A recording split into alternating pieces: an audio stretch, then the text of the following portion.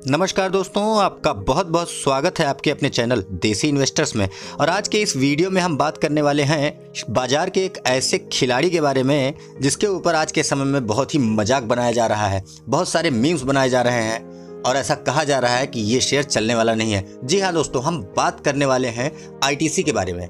100 साल पुरानी एक ऐसी कंपनी जो भारतीय अर्थव्यवस्था में उत्पादन से लेकर कृषि और सर्विसेज सेक्टर में अपना योगदान देती रही है, उसके बारे में ऐसा कहना सही नहीं है। चाहे एफएमसीजी सेक्टर हो, चाहे होटल बिजनेस हो, चाहे पेपर बिजनेस हो, चाहे पैकेजिंग हो, चाहे एग्रीकल्चर बेस्ड बिजनेस हो, चाहे इंफॉर्मेशन टेक्नोलॉजी की बात हो, इसमें आईटीसी बढ़िया योगदान भारतीय अर्थव्यवस्था में दे रही है। अगर कंपनी के ब्रांड की बात करें तो कंपनी के कोई ना कोई प्रोडक्ट आपने जरूर इस्तेमाल किए होंगे।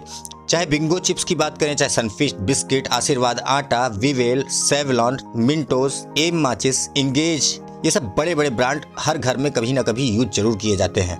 अगर इस कंपनी के भविष्य पर नजर डालें तो कंपनी 13 और बिजनेस में अपना योगदान देने वाली है और वर्तमान समय में इसके पास 25 एफएमसीजी ब्रांड हैं जो लगभग हर घर में अपनी पहुंच बनाकर रखते हैं। इसके एमडी और चेयरमैन मिस्टर संजीव पुरी हैं जो काफी अच्छा काम कर रहे हैं और आईटीसी को लगातार आगे बढ़ाते जा रहे हैं। अगर कंपनी के फंडामेंटल्स पर नजर डालें तो 2.5 लाख करोड़ के मार्केट कैप से ऊपर की एक कंपनी है। इसका करंट प्राइस इस समय 205-6 के आसपास चल रहा है, जबकि कुछ महीनों पहले ही इसने 239 रुपए का हाई लगाया था। स्टॉक पी की बात करें तो 18.2 है, आरओसी की बात करें तो 28.6 चल रहा है और आरओई की बात करें तो 21 के आसपास चल रहा है। फेस वैल्यू 1 रुपए की है और चूंकि ये पब्लिक सेक्टर कंपनी है इसलिए प्रमोटर होल्डिंग इसकी 0 चल रही है।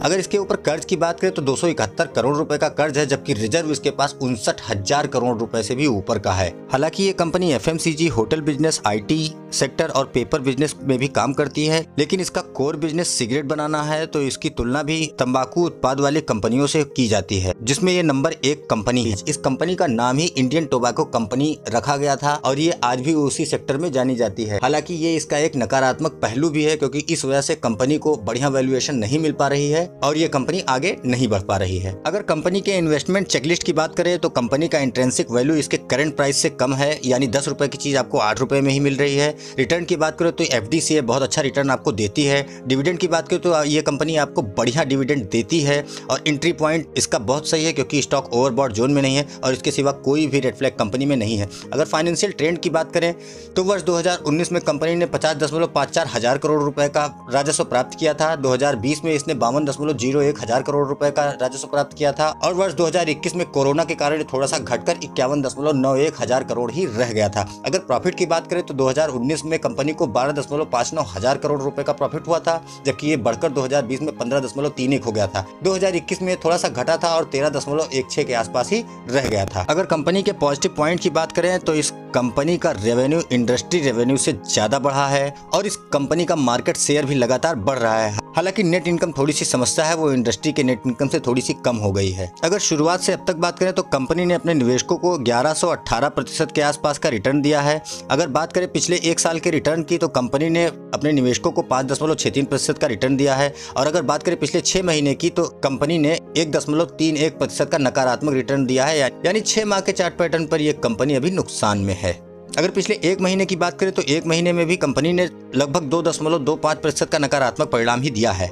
दोस्तों, अगर आप एक सुरक्षित निवेश चाहते हैं, आप चाहते हैं कि आपका पैसा बैंक के बराबर ही सुरक्षित रहे और उससे ज्यादा ब्याज मिलता रहे, तो आपके लिए आईटीसी एक बहुत बढ़िया कंपनी है क्योंकि इसमें मिलने वाला डिविडेंड ही आपके एफडी रेट से ज्यादा होगा और जब चाहे तब आप इस कंपनी से बाहर निकल सकते हैं। लेकिन इतने दिनों तक कंपनी का न चलना कुछ न कुछ दर्शाता है। आमतौर पर यह धारणा है कि आईटीसी बहुत धीमे चलने वाला प्लेयर है, लेकिन ऐसा लगता है कि जिस दिन इस कंपनी में तेजी आएगी वो सारे रिकॉर्ड तोड़ देगी और निवेशकों को माला माल कर देगी। तो अगर आपने इस कंपनी में निवेश करके रखा है तो उसको जरूर होल्ड कीजिए क्योंकि आने वाले समय में ये कंपनी बहुत दूर जाने वाली है। और ऐसा मैं नहीं कह रहा, सेंट्रम ब्रोकिंग ने आईटीसी में 68% की तेजी दी है। सेंट्रम ब्रोकिंग ने बताया कि इस साल भले ही निफ्टी ने 19% तक की तेजी की है, लेकिन आईटीसी स्टॉक 3% से अधिक नीचे है, जबकि अगर आप इसकी तुलना मेरिको लिमिटेड से करेंगे तो वो 27% ऊपर है और ब्रिटानिया इंडस्ट्रीज से करेंगे तो वो 8% से अधिक है। जबकि आईटीसी में भारी गिरावट है। हालांकि सेंट्रम ब्रोकिंग पिछले कुछ समय से स्टॉक को लेकर बुलिश है और अपनी नवीनतम रिपोर्ट में सोचता है कि स्टॉक 24 अगस्त को 205 रुपये 75 पैसे के अपने बंद भाव से 68% बढ़कर 345 रुपये भी हो सकता है। इसकी रिपोर्ट में कहा गया है कि दूसरी लहर के कारण परिचालन बाधाओं के बावजूद आईटीसी ने Q1 फाइनेंशियल ईयर 22 में सभी सेगमेंट में मजबूत रिबाउंड देखा गया है। कंपनी का राजस्व 37.3%, एबिडा 51.8% और एपीएटी 28.6% बढ़ा है।